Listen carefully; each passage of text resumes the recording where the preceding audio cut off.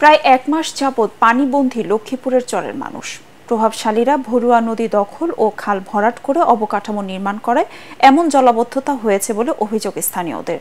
অন্যদিকে সংস্কারের অভাবে বিকল হয়ে আছে সুইচ গেটগুলো। লক্ষ্মীপুরের ভরুয়া নদী তীরের বাসিন্দাদের দুর্দশার কথা জানাচ্ছে মুশফিকুর রহমান। ছবি তুলেছেন এমদাদুল হক।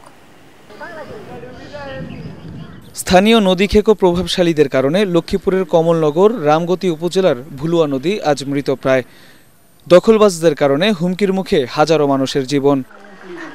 বড় নদীতে কোনো পানি নাই, আমাদের এখান থেকে নামার কোনো ব্যবস্থা নাই, এখনো আমার ঘরে কোমর পর্যন্ত পানি। ভুলুয়া নদীর মেইন নদীটাকে মাটি দিয়ে ভরাট করে প্রায় 200 মিটার নদী ভরাট করে ফেলছে।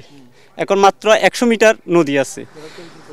বাড়িঘর তৈরি করছে, বসত বাড়ি ওরা ভরাট করে বিক্রি করে ফেলছে, বিক্রি করে বাসতঘর করছে, মাছের হেসারি করছে, মুরগির ফার্ম তৈরি করছে।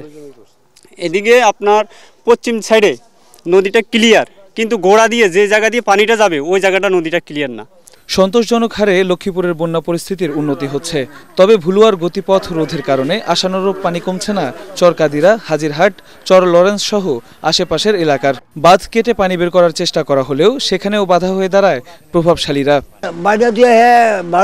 মেলা মানুষ গেছে, মানুষের অত্যাচার করে ধারে দিয়ে আর কাটতে দেয়, ওই সামনে দিয়ে বানিয়ে এরকম ওষা কাটতে দেয় না। হ্যাঁ, চর নেয়ামত এলাকার রাতাচড়া খালের মুখের সুইচ গেটটিও বিকল হয়ে আছে। স্বাধীনতার পর এর সংস্কার হয়নি বলে অভিযোগ স্থানীয়দের। কভার নাই যে এই আমল করছে, ইয়ার ধর না হাড়ির বন্যা, হত্তরের বন্যা চলে গেছে, এগুলো কভার মাইনে লই গেছে, হড়ি দড়ি গেছে। দ্রুত ভুলুয়া নদী এবং আশেপাশের খালের অবৈধ স্থাপনা উচ্ছেদ করে পানি প্রবাহ স্বাভাবিক করার দাবি জানিয়েছেন স্থানীয়রা। মুশফিকুর রহমান, এটিএন বাংলা, লক্ষ্মীপুর।